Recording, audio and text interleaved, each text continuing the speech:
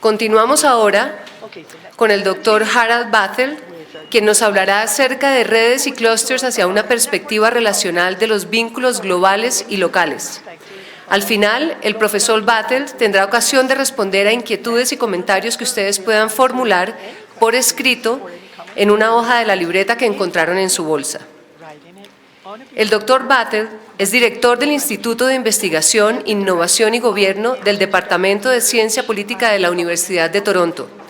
Tiene amplia experiencia en temas de industria y economía geográfica, política económica, clusters, generación de conocimiento e innovación. Thanks, Mr. Bathel, and welcome. Buenos días a todos. Es un verdadero placer para mí estar acá, además de ser un gran honor. Antes de comenzar, me gustaría agradecerle a los organizadores por esta magnífica oportunidad de haberme traído, de poder conocerlos. Gracias a Juan Carlos, a Olga, a Yari, por haberme invitado y darme la oportunidad de hablar con ustedes y de presentarles algunas de las ideas provenientes de mi investigación de los últimos 20 años aproximadamente. Y a todos ustedes, público, algunas de estas ideas reflejarán lo que ustedes piensan o por el contrario será la chispa para más discusión que podemos tener más adelante. Perdón por no hablarles en español, es la primera vez que viajo a Sudamérica y haré mi mejor esfuerzo por explicar mis ideas. La traducción que he tenido ha sido excelente. Me di cuenta de eso antes, cuando oí la traducción hacia inglés. Pero si tienen alguna pregunta, ya sea durante mi charla o después de mi charla, con muchísimo gusto podré contestarles y explicarles y tener algún tipo de diálogo hacia el final. Hoy voy a referirme a uno o algunos temas bien urgentes de nuestra época que han sido el motivo de mi investigación ya desde hace bastante tiempo. Y trataré de presentarles ideas acerca de la importancia de las redes y de los clústeres o agrupaciones en el desarrollo económico, incluyente o inclusivo, y sobre todo lo que yo llamo una perspectiva relacional de vínculos globales y locales. Estamos viviendo una época bien rara. La paradoja que tenemos es que, por un lado, a nivel global, los niveles de pobreza probablemente están en el punto más bajo de la historia. Esto es así en muchos países y de acuerdo con lo que he leído en Colombia también es así. El nivel de pobreza ha bajado drásticamente. Sin embargo, y siendo todavía bastante problemático, los niveles de desigualdad espaciales y sociales siguen siendo muy altos en nuestros países y en ciertas partes han venido en ascenso. Es un problema que tenemos que abordar, que tenemos que enfrentar. Los diferentes países han tenido que manejar problemas de desigualdades espaciales o regionales de maneras muy diferentes. Alemania, el país en donde nací, en donde crecí y en donde pasé la mayor parte de mi vida, tiene una agenda de política regional muy específica. Y esta agenda ya básicamente está definida por la Constitución de Alemania, que establece que nadie en el país puede estar en desventaja, ya sea por su religión o por su etnia o por el sitio en donde nacieron dentro del país. Lo que quiere decir que los sitios, las regiones rurales, tienen que ofrecerle a sus individuos las oportunidades de desarrollarse, oportunidades de ser seres productivos económicamente y la oportunidad de poder tener una vida placentera y satisfactoria. La política regional en Alemania ofrece infraestructura, inversiones, incentivos para que las empresas se desarrollen y se expandan en esas regiones que están en desventaja, que tienen problemas de desarrollo económico, altas tasas de desempleo, etcétera, y esto ha funcionado muy bien en Alemania. Así que los niveles de desigualdad son relativamente bajos en comparación con otros países. y viven a niveles muy altos. De todas maneras, sigue habiendo problemas de desigualdad dentro de las ciudades, obviamente, pero las amenazas que enfrentan otros países en este momento de agendas populistas y políticas de este estilo son mucho más bajos. China, por otro lado, tiene otra manera de manejar la situación. China tiene un gobierno autoritario que tiene inmensos recursos financieros para resolver todo tipo de problemas y cuando quiera que sea necesario hacer inmensas inversiones para desarrollar ciertas partes del país o áreas menos desarrolladas, que ha sido muy útil en muchas áreas, pero gran parte de esta agenda está impulsada por razones políticas, o sea, regiones que tiene desórdenes civiles, por ejemplo, se les calla y se les hacen grandes inversiones para que se mantengan calladas.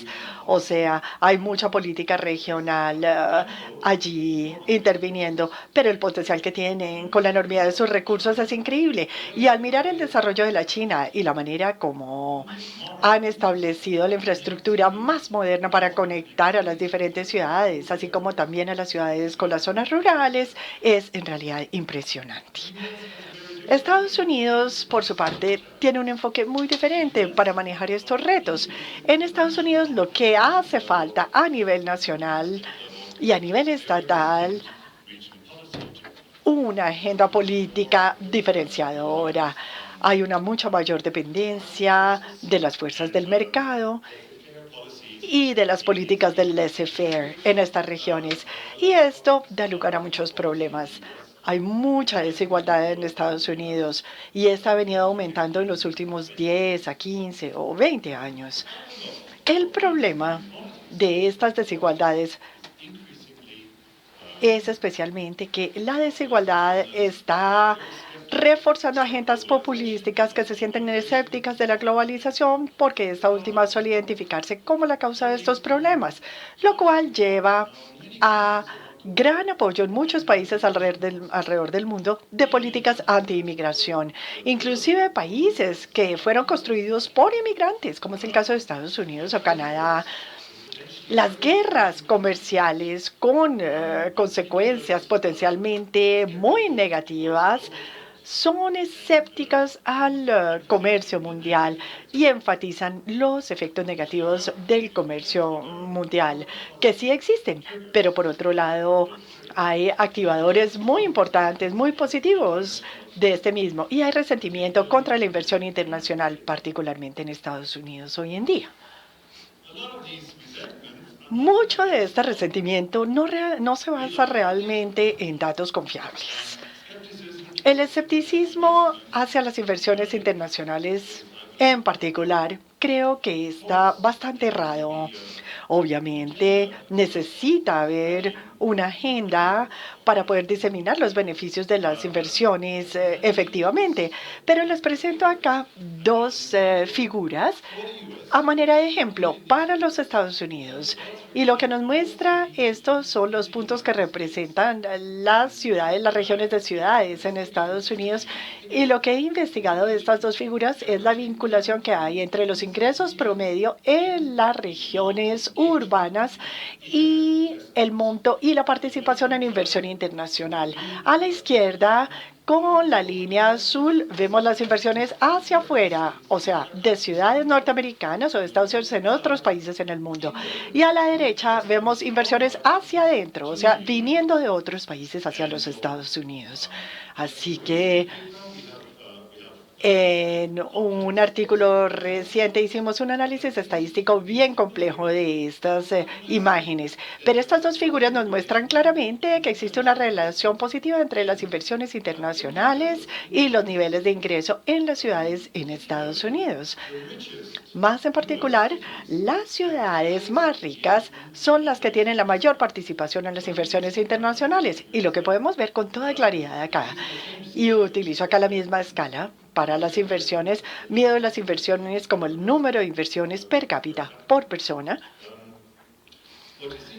Y lo que vemos acá en la escala de inversión hacia afuera es mucho más grande que de las inversiones que llegan de afuera a las ciudades. O sea, las inversiones hacia afuera tienen un inmenso potencial de estimular el desarrollo económico en las ciudades de Estados Unidos.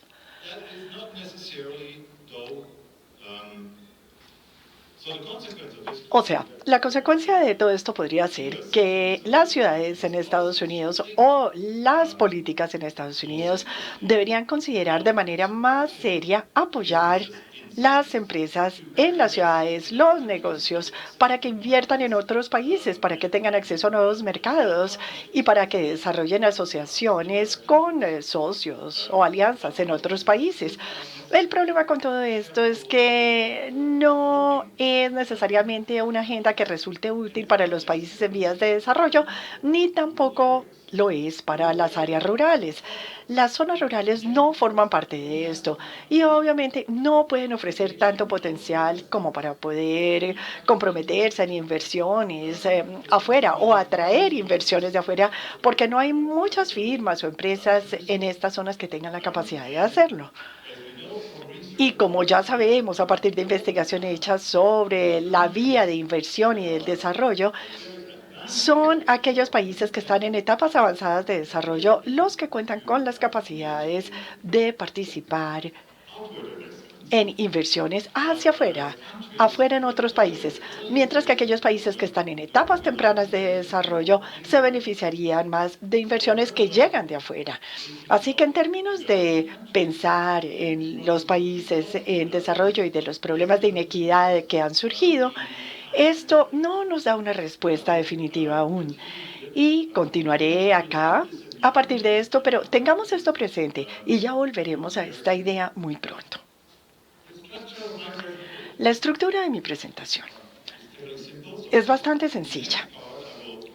En la parte que sigue voy a hablar de lo que yo llamo un enfoque relacional, la economía relacional, y trataré de vincular esto con problemas de desigualdad y de desarrollo regional. Y luego en la tercera sección voy a hablar más del papel de las redes espaciales y cómo llevan ellas al desarrollo. Y estaré utilizando 3 ejemplos concretos a partir de investigación que pueden resultar pertinentes. Ejemplos exitosos, pero ejemplos que nos llevan también a sacar conclusiones acerca de los eslabones que hacen falta en este desarrollo. Y a partir de esto, en la sección 4 de mi presentación, entraré en ciertas ideas acerca del desarrollo incluyente de agrupaciones o de clusters, sobre todo considerando un desarrollo equilibrado entre los vínculos locales, regionales y nacionales. Y finalmente, ya en la parte 5, llegaremos a algunas conclusiones de una agenda de política relacional que trate de abordar estos temas de construir redes a diferentes niveles.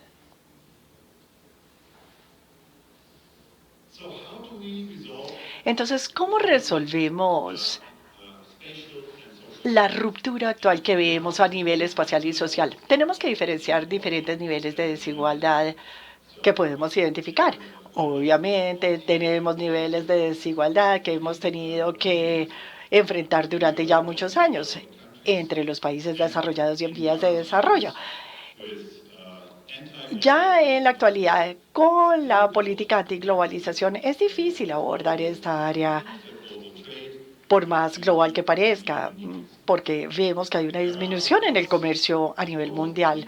Obviamente, tanto en los países en desarrollo como desarrollados, hay altos niveles de desigualdad social, tanto intraurbanos como intrarregionales, entre los que tienen y los que no, los que disfrutan de buenos trabajos y aquellos que no logran conseguir un empleo. Y estamos esperanzados en que los economistas regionales y los geógrafos especializados en estos temas, que si podemos abordar el problema de estas inequidades espaciales, podamos resolver también las desigualdades sociales. Y para esto tenemos que considerar la política social para la construcción de esta agenda. A nivel interurbano, la desigualdad interurbana y la ruptura urbana y rural Todos son asuntos muy urgentes que estaremos mirando en mi charla de hoy.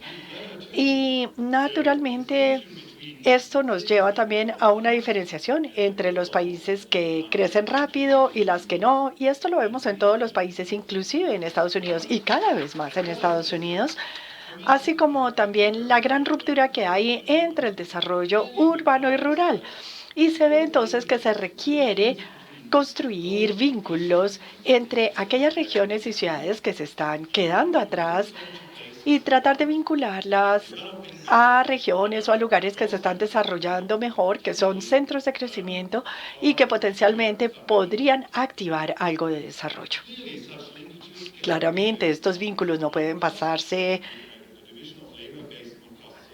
en costos solamente, en una división laboral basada en costos solamente. No puede ser que tengamos vínculos de bajo costo entre productores avanzados en regiones urbanas y fabricantes de bajo costo en áreas rurales. Si en realidad queremos abordar esta división entre lo rural y lo urbano, tenemos que activar el desarrollo. Tiene que haber flujos de conocimiento, tiene que haber transferencias de tecnologías, tiene que haber empresarismo y tiene que haber procesos de aprendizaje permanentes en estas regiones en desventaja para darles la oportunidad de desarrollarse y de ponerse a la par y estar al mismo nivel de esas otras regiones más desarrolladas. Y esto debe asociarse con el desarrollo de confianza, de vínculos permanentes y desarrollo comunitario. Y de eso es precisamente de lo que voy a hablar cuando esté refiriéndome a la economía relacional. La economía relacional no es simplemente una economía que se basa en consideraciones de costos.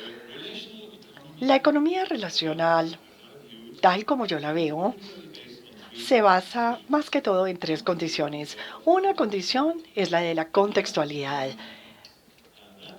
Y esto se refiere al hecho de que los actores económicos, las empresas, las organizaciones están integradas a redes sociales e institucionales, están dentro de ellas. Por ejemplo, las empresas, aunque obviamente estén interesadas en maximizar sus utilidades y en que les vaya bien y en que crezcan con rapidez, estas empresas no toman decisiones ellas solas. Están vinculadas al utilizar ciertas tecnologías, o sea, están produciendo productos para ciertos clientes y tienen un rango de proveedores calificados. Entonces, cuando toman decisiones, están tomando estas decisiones también en términos de la red a la cual pertenecen. Así que las empresas no van a aplicar todo tipo de cambios en sus productos si esto termina afectando a sus clientes. Por ejemplo, productores de maquinaria, si cambian de tecnología, esto exige también que los clientes inviertan en ese cambio de tecnología, así que tiene que haber colaboración ahí. Pero si el cliente se niega a hacerlo y quiere quedarse con lo que tienen, pues probablemente estas empresas no podrán aplicar estos cambios. Y lo mismo sucede con los proveedores. O sea, están dentro de relaciones de vínculo muy profundas, muy importantes con sus clientes, porque esto les ofrece contratos permanentes y ventas permanentes, y todos ellos alimentan su éxito. Entonces están participando en relaciones muy cercanas con los usuarios, los mejores usuarios y los más interesantes y los clientes más interesantes y con estas agrupaciones, porque de esa manera pueden aprender a ser mejores, a producir mejores productos y a continuar teniendo éxito. Por lo tanto, aunque la intención sea maximizar sus utilidades, en realidad lo que están haciendo es tomar decisiones en relación con, digamos, la producción o la cadena de valor en la que están. Y si tienen relaciones cercanas, digamos, con sus proveedores y se dan cuenta que un contrato en el cual están trabajando, en donde ven que el proveedor no sirve realmente, pueden contactar al proveedor y decirle, mire, el proveedor le va a decir, bueno, tenemos una producción de fin de semana, le podemos dar ese producto, usted puede ofrecérselo a sus clientes. Este estilo de cosas da grandes ventajas, el poder operar en estas redes compactas.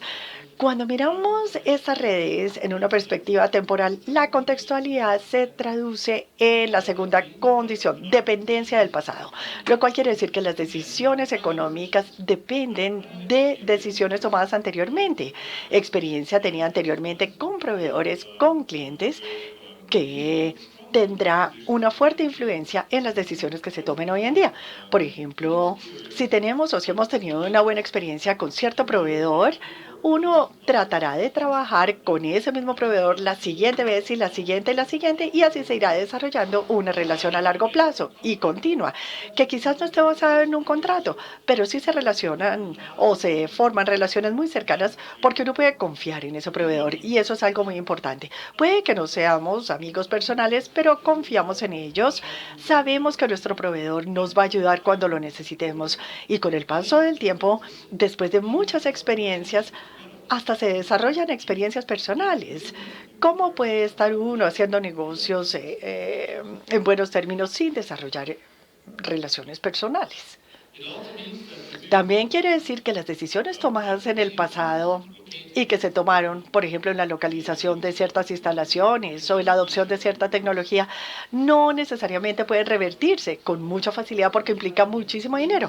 Así que las firmas que tratan de tomar decisiones que vayan a funcionar bien, puede que no sean las más óptimas porque saben que tienen que invertir en ubicación, en instalaciones, en tecnología, que funcionen bajo diferentes condiciones e inclusive que funcionen en el futuro cuando se desarrollen relaciones completamente diferentes. Pero acá tenemos que tener en cuenta la tercera condición de esta economía relacional, que es la contingencia, lo cual quiere decir que es imposible predecir cómo va a ser el futuro. No podemos predecir ni predeterminar cómo es que serán las actividades económicas del futuro, porque las empresas, por definición, tratarán de hacer las cosas de una forma diferente de lo que esté haciendo la competencia para diferenciarse en el mercado. Entonces estarán tratando de hacer algo diferente y de cambiar. Así que obviamente hay un elemento de inestabilidad y de inseguridad en todo esto. Sin embargo, poniendo todo junto, lo que podemos tomar de todo esto es que las firmas frecuentemente dependerán de y formarán redes, bien sea por contrato muchas veces, pero a veces no será con base en contratos, sino que participarán en relaciones a largo plazo porque obtienen grandes ventajas al hacerlo y se convertirán en socios de otros.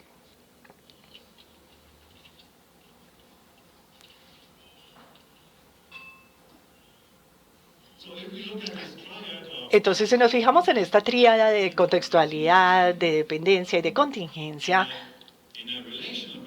en una perspectiva relacional de acción económica, nos lleva a un proceso coevolucionario que puede estimular un crecimiento económico permanente. Los actores económicos actuarán e interactuarán y aprenderán los unos de los otros dentro de las organizaciones, dentro de las empresas, pero sobre todo entre una empresa y la otra. Por ejemplo, proveedores, productores, clientes, y es en estas interacciones que se desplazarán hacia nuevas rutas, hacia un mayor conocimiento, hacia la capacidad de crear innovación, y no siempre estas innovaciones tienen que ser grandes o a gran escala. Puede que sea algo acumulativo, y esas innovaciones pequeñas, incrementales, pueden llegar a ser más importantes que una innovación radical, muy grande, que puede ocurrir solamente cada 20 o cada 30 años. Y esta innovación exitosa estimulará más interacción y más trabajo en red y más innovación. Entonces, lo que resulta es una dinámica de evolución entre estos procesos que puede ser una chispa para un desarrollo sostenible permanente. Desde el punto de vista geográfico, esto exige particularmente que nos enfoquemos en tres tipos de redes cruciales. Por un lado, es importante participar en vínculos locales. lazos locales relacionados con lo que llamamos buzz en inglés, que es lo que se oye, la comunicación que uno tiene de los demás o con la que se encuentra. Lo segundo, participación en lazos, o sea, las conexiones a nivel urbano con regiones rurales y la participación en vínculos globales relacionados con términos como el buzz global y los pipelines globales. Ya estaremos hablando de lo que significa esto en inglés en otras etapas de mi charla. Y estaremos hablando de estas redes espaciales y trataremos de conectarlas con el desarrollo en la siguiente parte de mi charla, enfocándonos sobre todo en tres historias de éxito. Pero todas estas historias de éxito nos pueden dejar lecciones de lo que se podría mejorar o en qué podríamos enfocarnos cuando pensamos en el desarrollo del futuro. El primer caso es la famosa historia de los distritos industriales en Italia. En los 70 del siglo XX, a comienzos de los años 70, los economistas, los planeadores regionales, los geógrafos económicos y los políticos empezaron a pensar en el desarrollo, pensaron que el desarrollo económico en los países desarrollados de Europa se vería promovido por las grandes firmas y empresas con redes internacionales e interregionales y con sus capacidades para producir economías de escala muy sólidas. Entonces, este era el comienzo. Se pensaba que era el futuro del desarrollo económico y era muy interesante y casi que era una revolución en ese punto de descubrir que en Italia, en ciertas regiones de su territorio, en realidad las que tenían más éxito y las que estaban creciendo más rápido en todo el país, Italia tenía una estructura muy diferente. No tenían empresas grandes, por el contrario, tenían muchas empresas pymes, por lo general de propiedad familiar, que estaban altamente especializadas en cierto sector.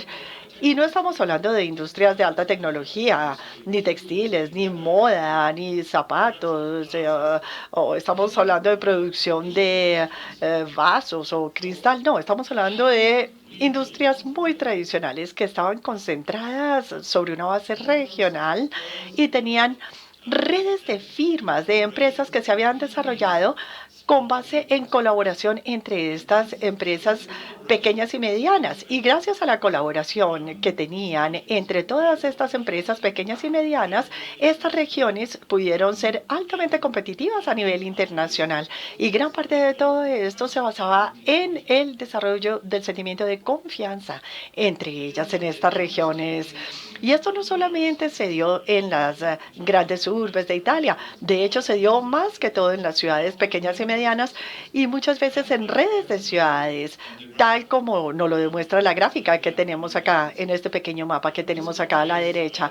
Esto nos describe una área en el sureste de Italia, al sur de Roma creo que es, Porto Sant'Egidio, en la provincia de Marche, en Italia. Lo que vemos acá es como en una zona relativamente pequeña, estamos hablando de 15 kilómetros por 10 kilómetros, pequeños pueblos y una ciudad de tamaño mediano, en donde hay un par de cientos de productores de calzado ubicados. Entonces, esto es simplemente un distrito desarrollado en la producción de calzado. O sea, esta competitividad refleja la competitividad mundial de la economía italiana, enfocándose en ciertos diseños, en zapatos de moda, en calzado. Así que suelen ser empresas bastante pequeñas. Es posible que algunas tengan 150 empleados, pero son firmas altamente especializadas que colaboran en la producción de calzado y que luego tienen muchísimo éxito. Así que esto es apenas un ejemplo. Toda la provincia de Marche tiene muchos otros ejemplos como este, pero en esta provincia, solamente en esta provincia, está el 25% de toda la producción de calzado de Italia y el 65% de todas las exportaciones de calzado italiano. Estamos hablando de algo increíble y es uno de los casos más importantes con base en empresas pequeñas y medianas ubicadas en ciudades o en aldeas pequeñas. Como consecuencia, los legisladores sintieron mucho entusiasmo y muchos fueron a Italia viniendo de diferentes países de Europa y de Norteamérica tratando de encontrar una explicación para ese desarrollo y trataron de copiar y replicar este desarrollo en otras regiones, pero apenas si tuvo algo de éxito en otras partes, o por lo menos yo no sé que esto haya funcionado bien. Y una de las razones de por qué este modelo no funcionó en otras partes es porque los legisladores se enfocaron más que todo en la creación de estas redes locales solamente. Pero el éxito de la historia en Italia es apenas parcialmente cierta en cuanto a las redes locales. En realidad existía así desde el medioevo. Era su capacidad de poderse conectar a diferentes mercados internacionales y globales. O sea, tenían vínculos muy efectivos con los mercados alrededor del mundo. Entonces, lo que se necesita, si estas regiones se construyen, son vínculos muy sólidos con otros mercados, bien sea a través de inversiones provenientes de productores internacionales o inversiones en otros mercados, o al conectarse con productores o diseñadores, empresas específicas y colaborar con esas empresas a largo plazo para entender los mercados, porque los productos que se producen en un país no necesariamente va a ser fácil de vender en otro país porque la demanda es diferente, la cultura es diferente, el uso que se le da a los productos es diferente. Y si no se entiende y si no se tiene conocimiento de esto, será difícil satisfacer estos consumidores. Así que esto es algo que puede realmente estimular la innovación.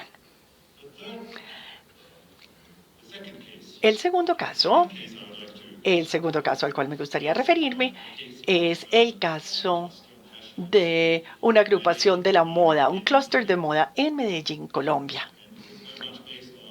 Y esto se basa en el trabajo de Mejía López, que ha participado muchísimo en este desarrollo como gestor de este clúster en Medellín. Este caso en Medellín es bien interesante. La moda es un núcleo importante de la economía urbana. Se generan cerca de 80.000 empleos directos e indirectos en la industria de la moda y hay cerca de 2.000 proveedores. Y en términos generales, esta agrupación, este clúster de la moda, representa un 13% del empleo que se genera. Los legisladores produjeron una agenda regional de política para desarrollar un clúster, un agrupamiento que se basara y se enfocara en la construcción de redes de colaboración, porque tradicionalmente estas empresas habían formado un clúster, pero resultaba que las relaciones entre ellas eran bastante débiles. La mayoría de las relaciones que existían entre las diferentes empresas eran a distancia, basadas puramente en relaciones comerciales, y los gerentes del clúster y los legisladores trataron de crear mejores relaciones para aumentar el potencial de las redes y fortalecer el desarrollo de los mismos. Esto exigió reunir a todos los empresarios que no estaban acostumbrados a trabajar con los demás y que se sentían escépticos y que preferían que los dejaran solos trabajando, que es un proceso bastante típico de ciertas regiones de Alemania, en donde los empresarios prefieren trabajar solos sin tener que estar colaborando con los demás. Así que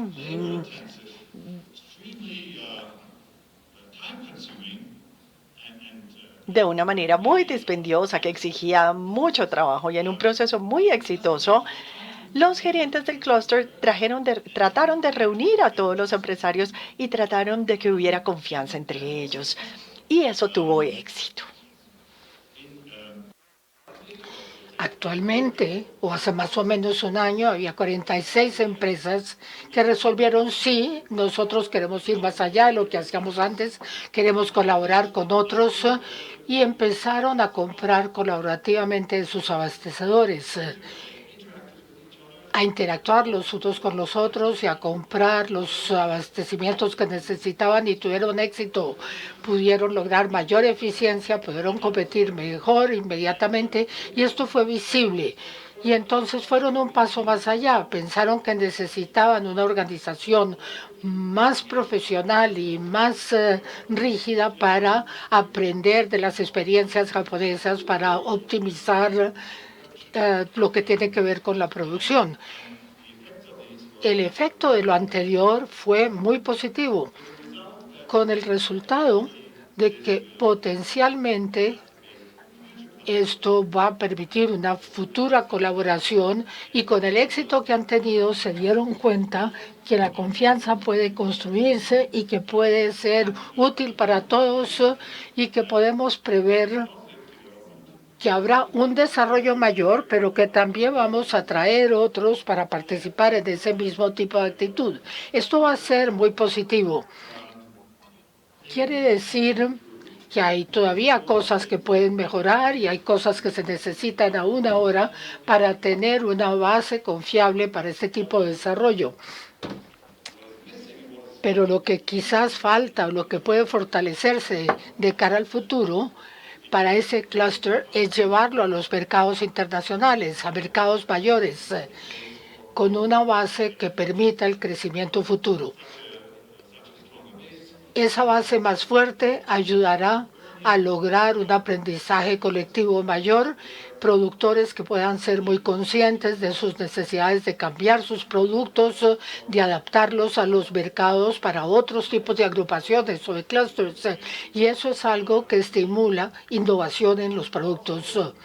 Igualmente, el proceso de Medellín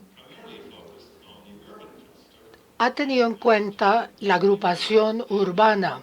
Para el desarrollo sostenible se necesita una vinculación o una estrategia mayor que pueda ser benéfica también para las zonas rurales, aledañas, cercanas a Medellín.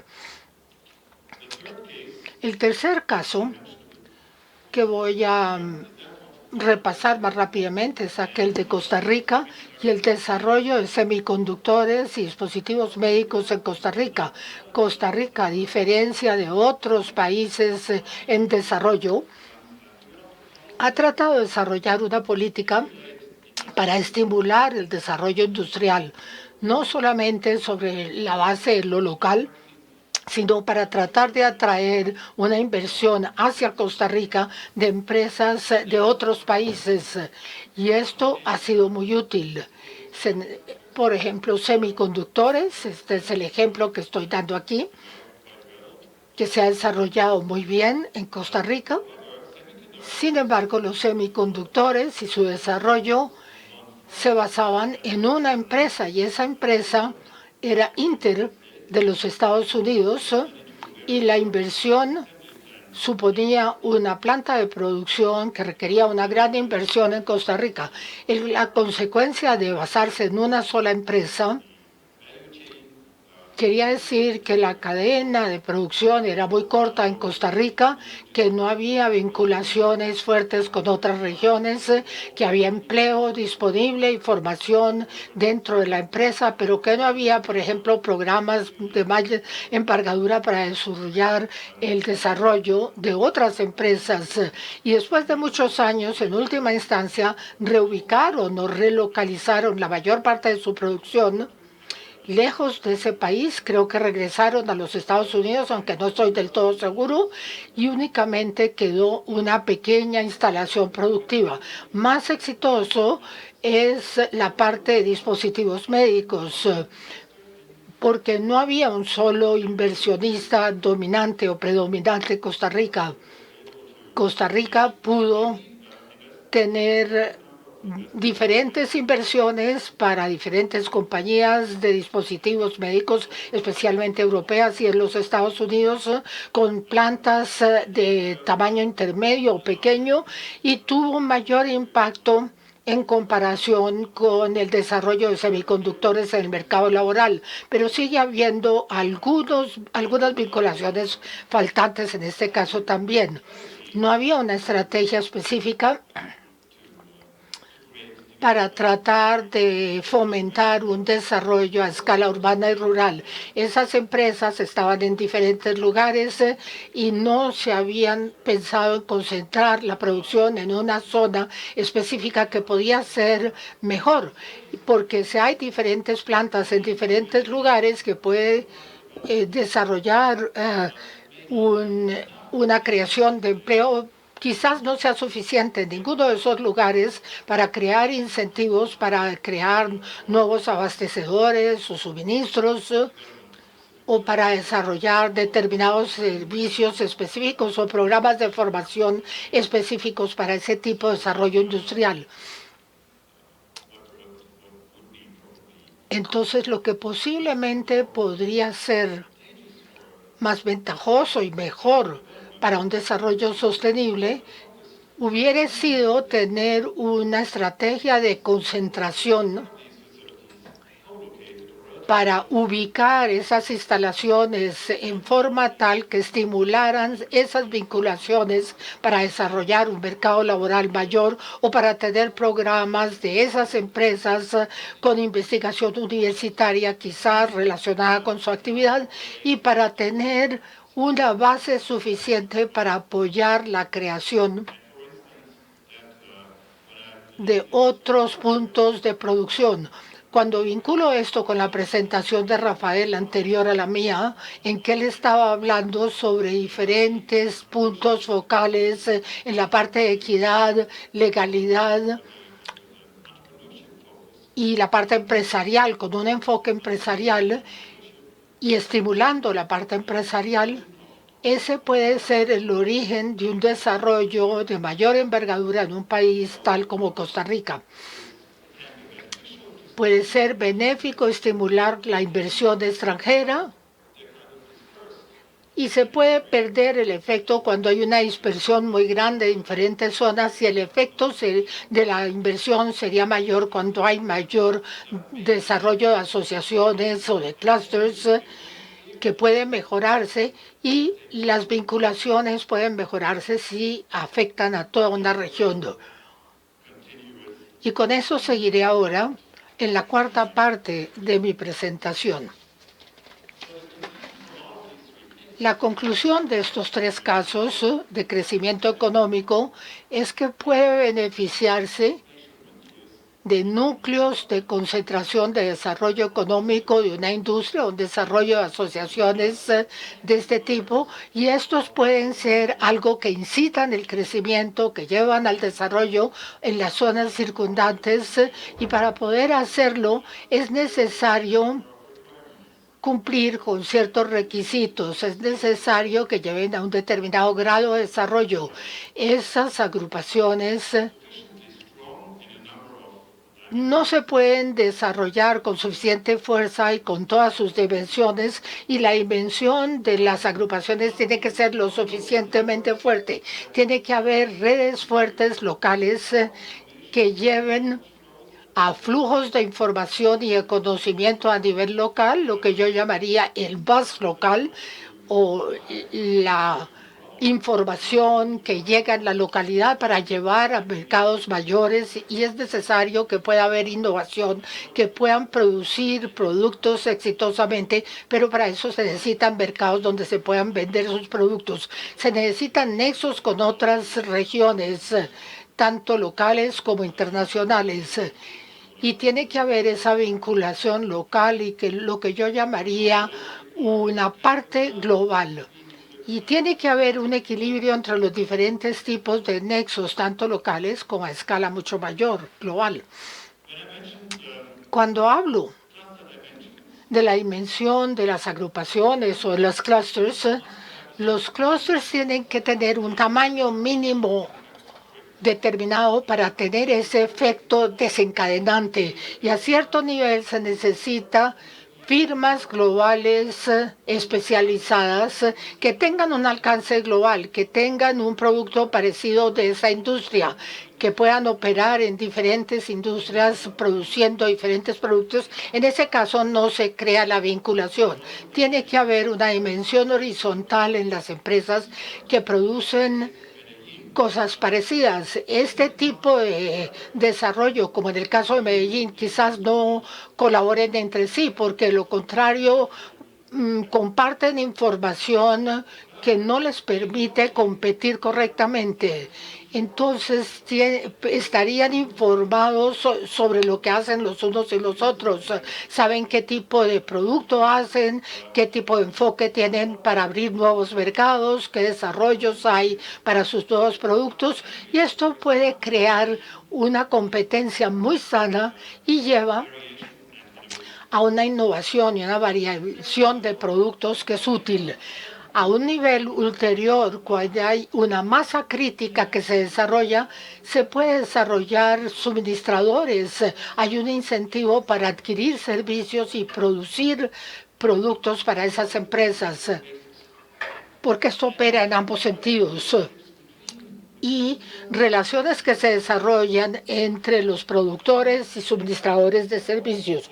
Y como lo dije antes, cuando se desarrollan esos nexos o vínculos, no es que no compitan entre sí, sino que hay mucho incentivo para colaborar entre sí, porque esa colaboración les da rápido acceso a la información, y esto es muy importante en la industria de la moda, donde 3 o 4 veces al año cambian las colecciones y hay que cambiar rápidamente el producto de la siguiente temporada. Entonces tiene que haber un aprendizaje interactivo y la conexión entre la parte horizontal.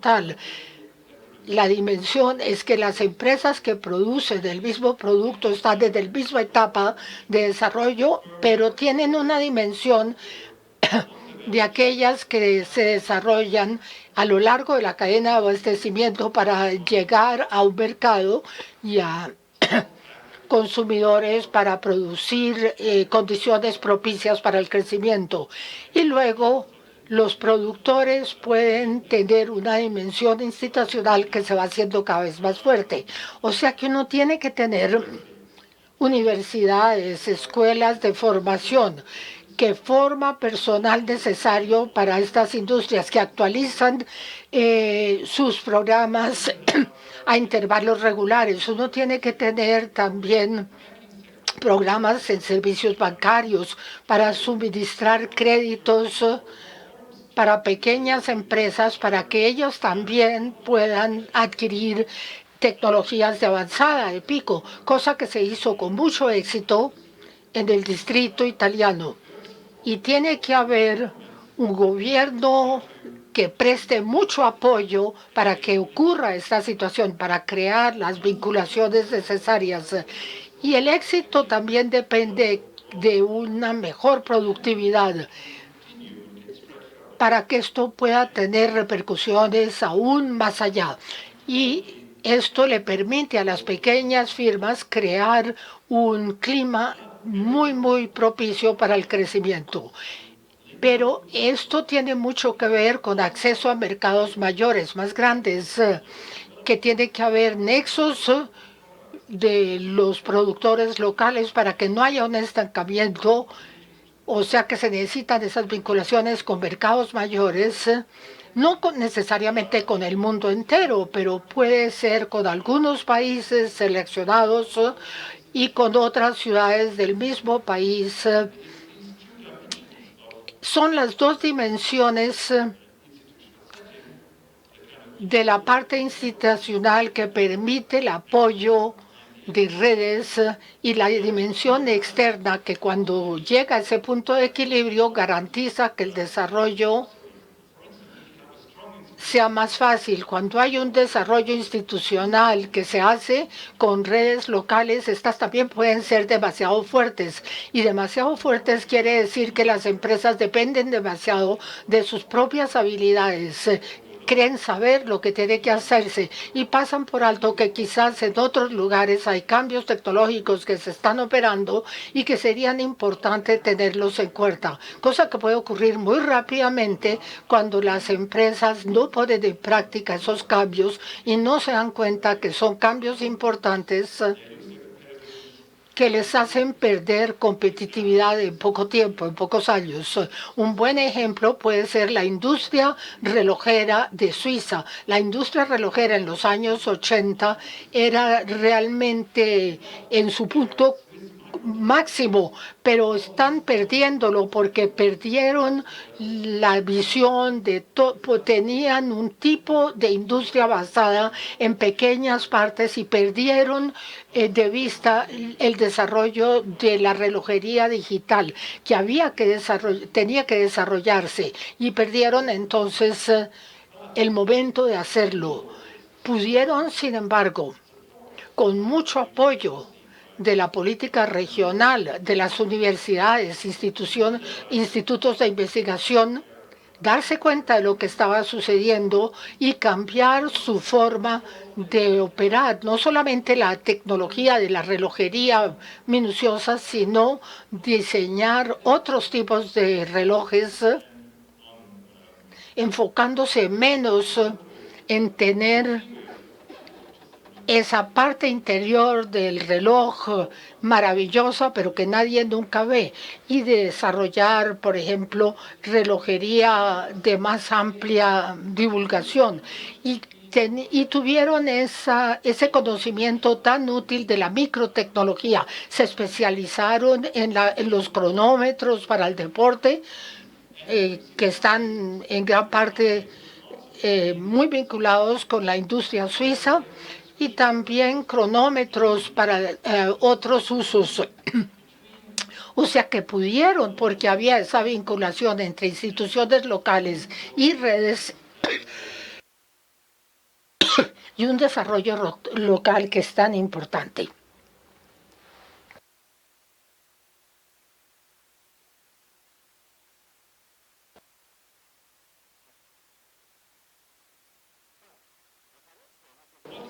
Entonces lo importante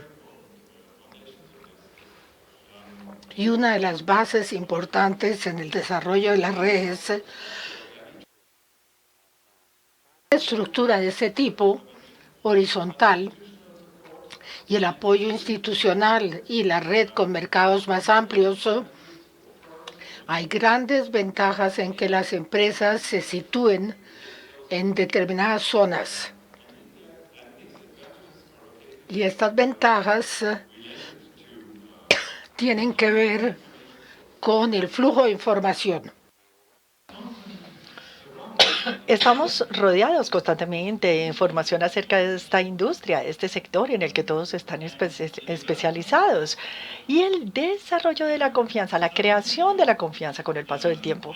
Hace algunos años, un artista trató de dar un diagrama de qué se trataba este run run local, esta información. Y se los voy a tratar de explicar brevemente, refiriéndome a este dibujo que hizo, que tiene como fin supuestamente describir la situación en el sector de la biotecnología en Boston, en Estados Unidos, en donde tenemos algunas de las principales universidades y las empresas y el sector más importante con vínculos muy cercanos y con una información local muy importante. Podemos tomar este buzz, este oír decir en las universidades. Tenemos, por ejemplo, a MIT. Y esta gente está yendo a MIT, se vuelven amigos, van allá durante varios años, se conocen muy bien, tienen la misma visión de la tecnología y luego en el verano consiguen un trabajo en los sectores circundantes, en biotecnología o en programas concretos en donde pueden tener una parte teórica y otra parte práctica. De esa manera trabajan muy de cerca con algunas empresas y luego cuando van a hacer la tesis de maestría son supervisados por algunas de estas empresas. Cuando terminan, al graduarse en MIT, por ejemplo, se van y consiguen un trabajo. No todos lo conseguirán en la región, pero muchos sí. Ya han trabajado con empresas antes, así que es posible que estas mismas empresas les ofrezcan trabajo y vayan a esa región. Obviamente van a tener amigos que van a haber conocido y que continuarán conociendo por sus estudios.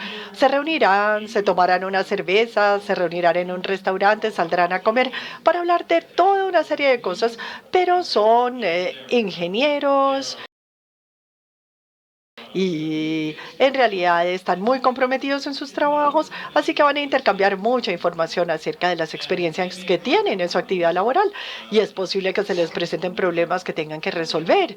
Algunos de ellos recurrirán a sus amigos que de pronto ya están en una compañía diferente y les pedirán consejo en cuanto a si tienen alguna idea para resolver tal o cual problema. Así es que es un desarrollo de redes muy vívido.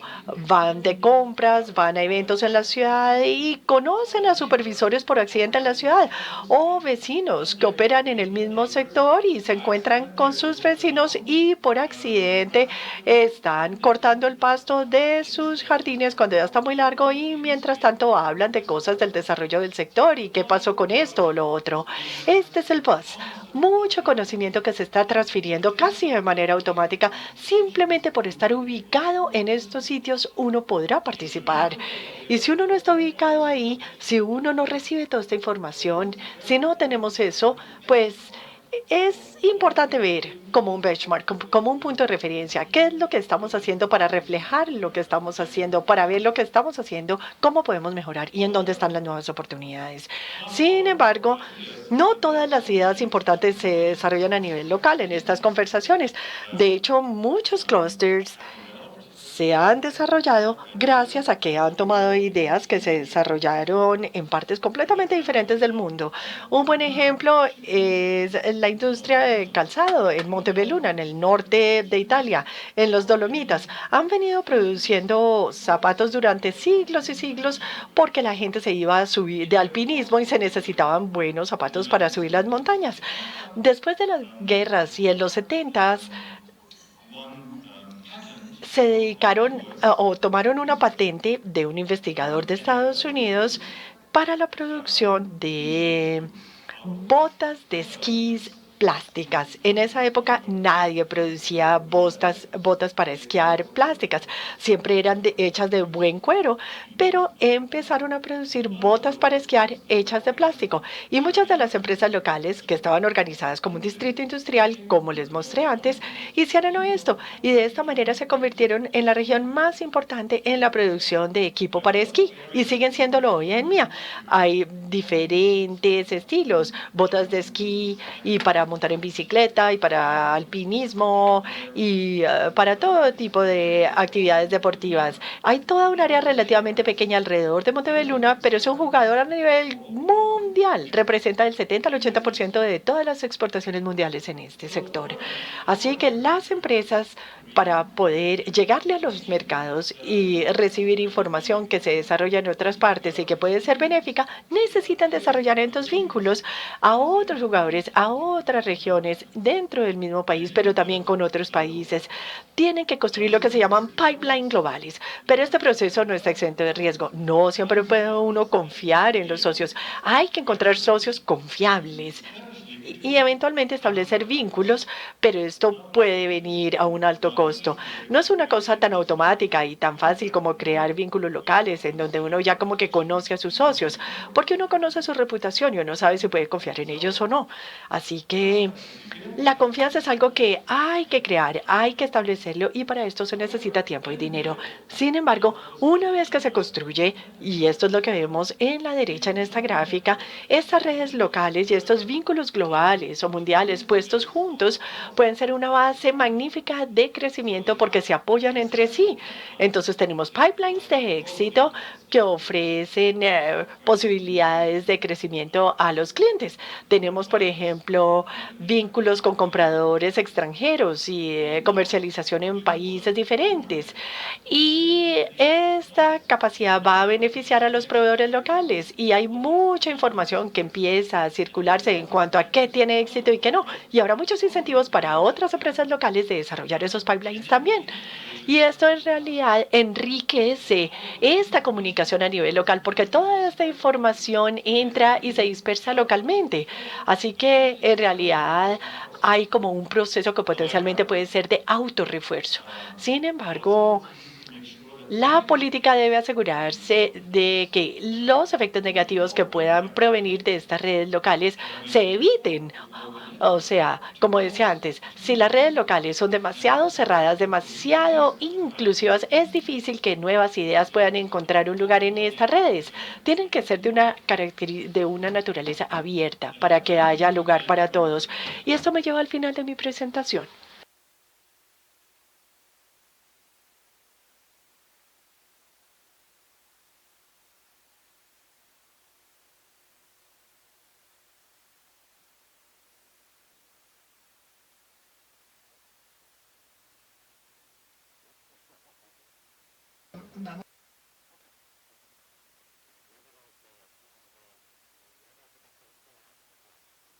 De pronto el archivo era demasiado grande, no sé. Entonces, esto me lleva al final de mi presentación. Algunas conclusiones acerca de lo que puede significar esto para una agenda de política. Y esto nos lleva a las ideas originales o iniciales de desarrollo incluyente o inclusivo y la necesidad de reducir la inequidad. Quizás es una de las tareas más urgentes de política en este momento, el dirigirnos a estos temas.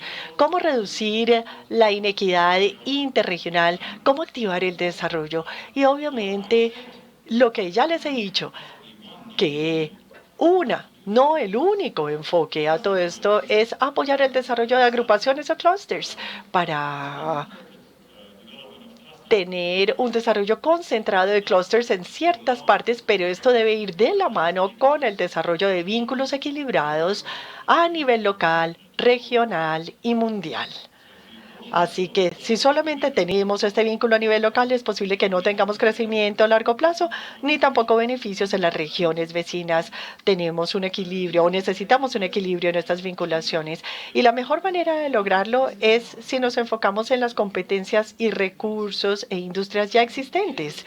El caso de Costa Rica, por ejemplo, es magnífico. Es un muy buen ejemplo en donde esto no era así. Antes se invertían en tecnologías totalmente diferentes, pero era muy poco probable que esto funcionara en muchos otros casos. Así que es importante, como en el caso de Medellín o de los distritos industriales de Italia, enfocarse en las competencias que ya se tienen.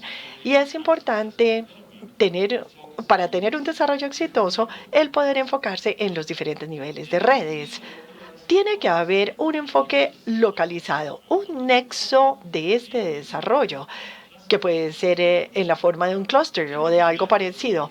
Por lo general, eso estaría localizado dentro de una región, en una ciudad, en una zona urbana, porque se necesita una densidad mínima para poder beneficiarse de estos vínculos localizados y los spillovers y el desarrollo de mercados locales y finalmente la creación de flujos de conocimiento creativos que llevarán al desarrollo de nuevas ideas. En segundo lugar, es necesario participar o la política tiene que participar en el desarrollo de redes regionales para que estos efectos se desborden a otras regiones y ya a la economía nacional en general. La clave acá es que tiene que haber una base conjunta de industria. Si tenemos una base industrial en moda en una ciudad y el área vecina es totalmente agrícola, pues será difícil lograr que haya como destellos de desarrollo de la industria de la moda en esta parte agrícola. Pero si tenemos una industria de la moda y también hay las mismas capacidades alrededor, podemos crear vinculaciones. Es posible que tengamos los mismos problemas que en Medellín, en donde los empresarios siempre han trabajado por sí solos y no ven ninguna necesidad de estar colaborando entre ellos. Así que va a resultar crucial acá para los legisladores que creen un foro para que estas personas se reúnan, se conozcan entre sí y superen esas actitudes que los separaba antes. Puede haber enfoques cuidadosos para construir vínculos de proveedores, por ejemplo, y como una condición previa es hacer comprometerse a los empresarios en la realización de eventos conjuntos. A los empresarios de las diferentes regiones les interesan los mismos temas. Quieren saber cuáles son los cambios mundiales en la industria, quieren saber de los avances en las tecnologías, de los mercados laborales, de cómo tener organizaciones más eficientes. Todas estas pueden ser oportunidades para reunir a la gente y con cuidado iniciar ese desarrollo. Y finalmente, Algo que no podemos subestimar nunca es la interconexión con los mercados internacionales y los avances en el mercado internacional que se pueden crear a través de inversión extranjera directa, tanto externa como interna, pero también al contactar y al crear redes a distancia con diseñadores o empresas en otros países. Y a veces las comunidades étnicas migrantes pueden ser de gran uso. Ha habido investigación de los últimos 10 años que nos ha demostrado que hay vínculos muy importantes, por ejemplo, entre el Silicon Valley en California y Taiwán. Quizás este es el caso más famoso de todos. Los estudiantes de Taiwán en Silicon Valley desarrollaron redes y una vez que terminaron establecieron empresas en Silicon Valley con vínculos a Taiwán y esto estaba activando un alto desarrollo tecnológico y el parque tecnológico más importante es el de Hsinchu en Taiwán. Así que es muy importante enlazar estos núcleos industriales locales con flujos internacionales de conocimiento para adquirir conocimiento y experiencia para el desarrollo de nuevas ideas, algo que más o menos podemos ver dibujado acá en esta imagen de abajo. Y finalmente, quiero agradecerles a todos. Espero no hablar demasiado porque no sé si me aceleré un poco, pero bueno, muchísimas gracias a todos por la oportunidad de haber venido, de haber compartido ideas con ustedes. Espero haber tenido algo de resonancia en sus mentes o por lo menos que lleve a un debate acerca de qué puede funcionar acá o no funcionar acá. Ojalá podamos hablar más adelante y tengamos algo de debate. Muchísimas gracias.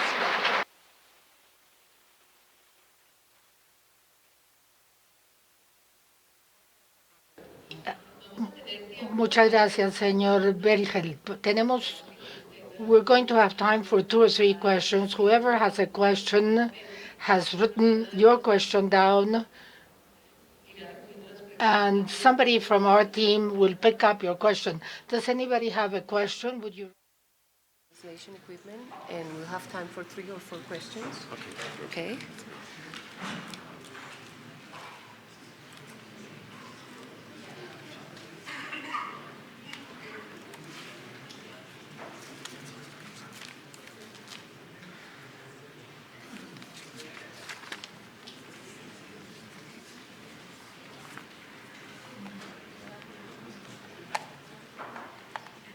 You have some water here if you want. That's fine. Okay. Yes.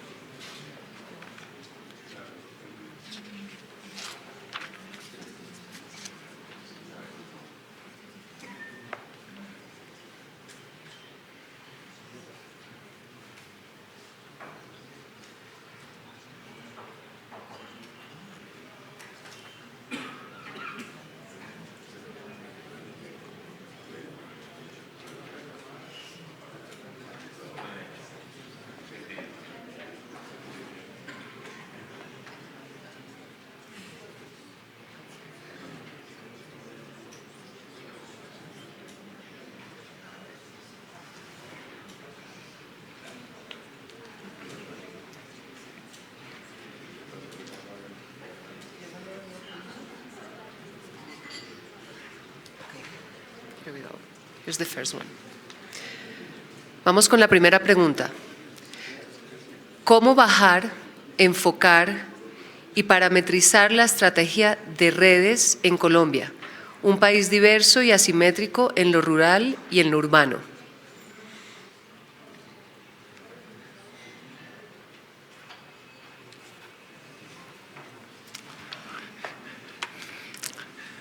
I think this is a very important question, and maybe the crucial question. And I have to admit that I do not have an answer because I really do not know very well Colombia. And so what I can say is just from my general experience, and you can tell me whether that may or may not work. So I think what is important for network development is network development needs to be focused on a technology or an industry. So it will not work if you have agriculture and si simplemente se dice agricultura o metalurgia, pero si uno tiene una base y uno encuentra donde hay empresas que están relacionadas en una cadena de producción y que pertenecen a una determinada industria, entonces existe la posibilidad de crear esas redes. Hay diferentes tradiciones en diferentes países. Como yo dije, en Italia existía ya un enfoque muy colectivo de colaboración entre diferentes empresas. En el Reino Unido no es el caso necesariamente, pero en Colombia hay la posibilidad de desarrollar esas redes. Pero tiene que haber el interés en hacerlo. Y esto quizás pueda tener éxito o no lo tenga, pero es algo que tiene que construirse y depende de crear confianza. Cuando uno está trabajando con una red, la información y el conocimiento que uno le introduce a la red no puede emplearse contra usted. Tiene que haber una colaboración benéfica para todos. Y yo creo que esto requiere inversión, requiere actividades conjuntas, como en el caso de Medellín, en que los empresarios trataron de estudiar el caso de Japón. Creo que fueron al Japón para verlo con sus propios ojos. Yo creo que hay muchas oportunidades en Colombia de hacerlo. Aunque no haya ese desarrollo de clúster o de agrupación, esas redes de todas maneras van a ser muy importantes porque serán la única forma de desarrollarse lo suficientemente y de mejorar. Y eso es aprendiendo de otras regiones a la luz de lo que se ha hecho en otros lugares. Y esa es la forma de hacerlo. La inversión internacional no necesariamente irá automáticamente a zonas rurales. Eso no va a ser así de fácil. Tiene que haber esas vinculaciones, tiene que haber élites locales que quieran trabajar con las zonas rurales y que puedan interesar a los empresarios en hacerlo. Tiene que haber un interés en hacerlo. Para desarrollar ese interés hay que ayudarles a hacerlo.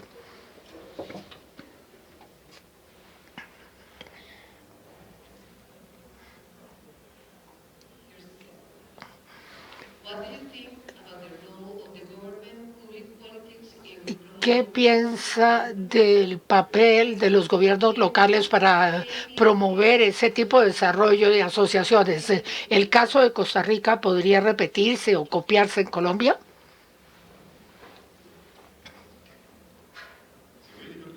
Buena pregunta. Y mi respuesta es que no lo sé. El papel del gobierno es muy importante, sin duda alguna, especialmente en los países en desarrollo. Lo que sí sabemos son que las políticas gubernamentales y en muchos estudios en el mundo entero se ha visto que las agrupaciones no pueden ser fomentados por los gobiernos cuando no hay una semilla, o por lo menos tardaría mucho tiempo y en última instancia quizás ni siquiera serían útiles. China ha hecho grandes inversiones para tratar de hacerlo, pero en la mayor parte de lugares del mundo en desarrollo, el mundo desarrollado, no ha sido posible hacerlo. Tiene que haber ya un núcleo que exista, que pueda recibir apoyo, en que pueda haber cambio, y obviamente el gobierno puede jugar un papel importante para abrir una industria para mercados internacionales o globales, dándoles información, ayudándoles a crear esas redes. Una forma podría ser, por ejemplo, apoyando una industria que ya exista localmente, pero tiene que existir. Esto quizás sea el caso en muchas ciudades colombianas. En Medellín era el caso. La industria de moda es un magnífico ejemplo. Cuando hay una situación semejante, todo lo que tuvo que hacerse era mostrar sus puntos fuertes y poder utilizarlas para tener un alcance internacional, cosa que pudieron hacer, mediante lo cual pudieron lograr atención de los mercados internacionales y actuar en un determinado contexto específico, pero tiene que existir esa base para hacerlo.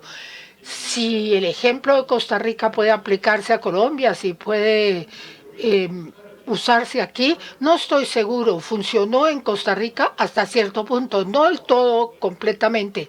Costa Rica también está en camino de hacerlo. En Colombia creo que hay un potencial de diferentes actividades industriales para construir redes, pero tiene que ser una combinación de diferentes elementos. Muchas gracias.